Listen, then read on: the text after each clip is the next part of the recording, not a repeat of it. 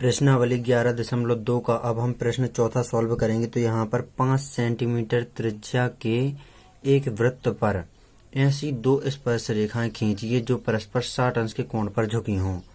तो यहाँ पर हम 5 सेंटीमीटर त्रिज्या माप करके हम एक वृत्त बना लेते हैं। यहाँ पर स्केल में हम मापते हैं 5 सेंटीमीटर। तो यहाँ पर हमने ये माप लिया 5 सेंटीमीटर स्केल में। अब हम इस 5 सेंटीमीटर को यहाँ पर लेकर के जो त्रिज्या लेना है हमें वृत्त की 5 सेंटीमीटर, तो हम वृत्त बनाएंगे यहाँ पर 5 सेंटीमीटर त्रिज्या लेकर के। तो ये हम बना देते हैं वृत्त को।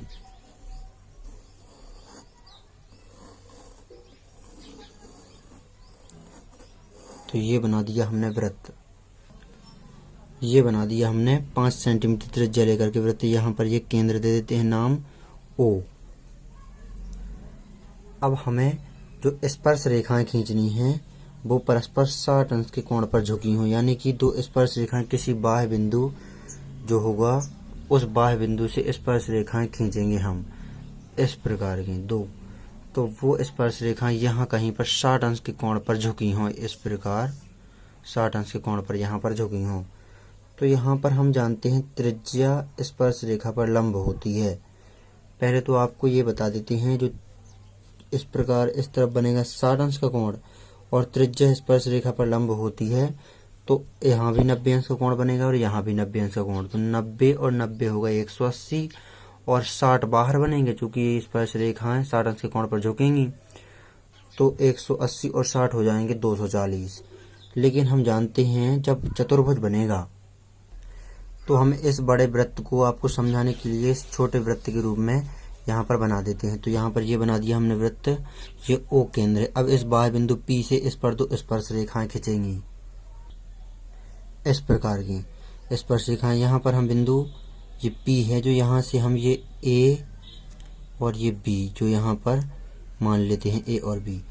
अब इस A को हम O और B से, O को B से और A से मिलाएंगे हम। इस प्रकार की जो यहाँ पर बना रहा हूं मैं आपको समझाने के लिए, इसी प्रकार की यहाँ पर रचना बनेगी, कुछ इसी प्रकार की रचना बनेगी। यहाँ पर होगा 60 अंश का कोण, चूंकि दोनों स्पर्श रेखाएं PA और PB परस्पर 60 अंश पर झुकी हों। तो यहाँ कहीं पर बाहर बिंदु P होगा यहाँ से, तो यहाँ दोनों पर 60 अंश का कोण बनेगा। और हम जानते हैं जो स्पर्श रेखा होती है उस पर त्रिज्या लंब होती है, तो यहाँ पर 90 अंश का कोण बनेगा और यहाँ पर भी 90 अंश का कोण बनेगा। अब यहाँ पर हम जोड़ेंगे चारों कोण, चूंकि चतुर्भुज APBO है तो चतुर्भुज के चारों कोणों का योग होता है 360 अंश।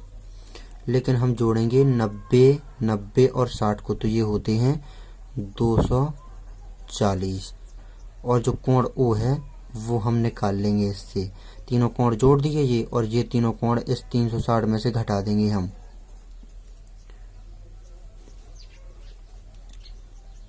तो 240 घटा देंगे तो कोण O आ जाएगा। तो कोण O आएगा यहाँ पर 120 अंश। ये आ जाएगा यहाँ पर कोण O 120 अंश। तो यहाँ पर हम सर्वप्रथम जो कोण O है इस बड़े वाले वृत्त में, इस बड़े वृत्त में हम एक त्रिज्या खींच लेंगे OA और फिर उस पर बनाएंगे हम 120 अंश का कोण। तो यहाँ पर हमने OA ये त्रिज्या खींच दी। अब इस O पर हम 120 अंश का कोण बनाएंगे। तो यहाँ पर हम चांदी की सहायता से बनाते हैं 120 अंश का कोण। तो ये रहा बिंदु और उस रेखा को कवर किया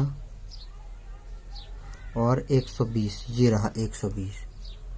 तो यहाँ पर यहाँ कहीं पर ये जो बिंदु हमने ये यहाँ पर मार्क किया है, इस प्रकार यहाँ पर 120 अंश का कोण बन जाएगा O पर।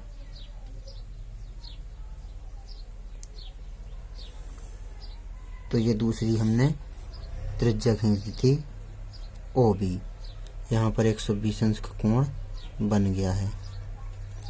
अब हम इस A पर 90 अंश का कोण बनाएंगे।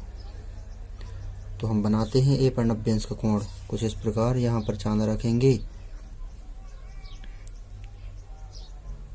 बिंदु लिया, केंद्र, ये लिया हमने इस प्रकार सेंटर में, और हम 90 अंश का कोण बनाएंगे। तो ये ले लिया हमने। अब यहाँ पर 90 देखेंगे हम, 70, 80, 90 ये रहा। तो यहाँ कहीं पर 90 ये बिंदु, यहाँ पर ये यहाँ पर बिंदु लिया है जो हमने, उसको हम ए से मिलाते हैं।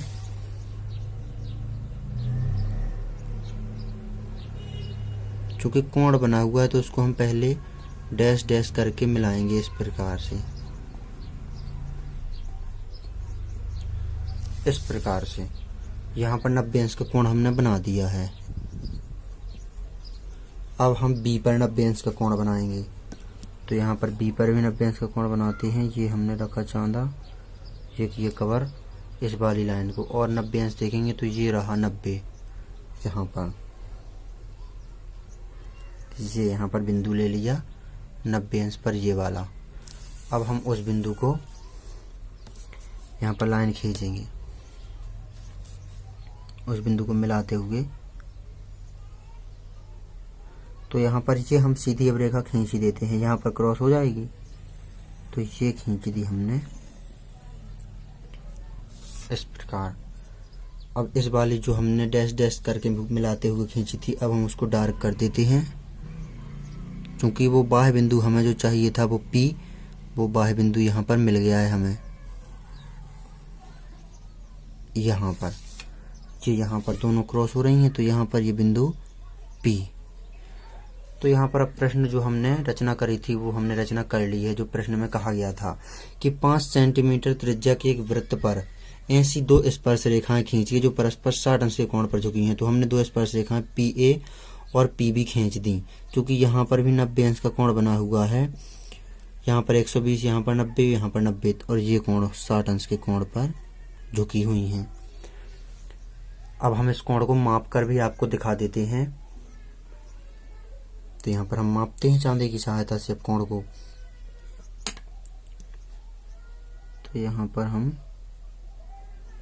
हमने कवर किया, इस वाली लाइन को हमने ये कवर किया, और ये पॉइंट यहाँ पर है। अब देखेंगे हम, तो ये रहा 60, 0, 10, 20, 30, 40, 50, 60 ये रहा। तो ये करे हुए है कवर इस वाली लाइन को पूरा। तो यहाँ पर 60 अंश का कोण बना हुआ है। इस प्रकार आपको ये रचना कर लेना है। उसी प्रकार की रचना हुई है ये, जिस प्रकार मैंने आपको रफ में समझाई हुई थी। इस प्रकार की,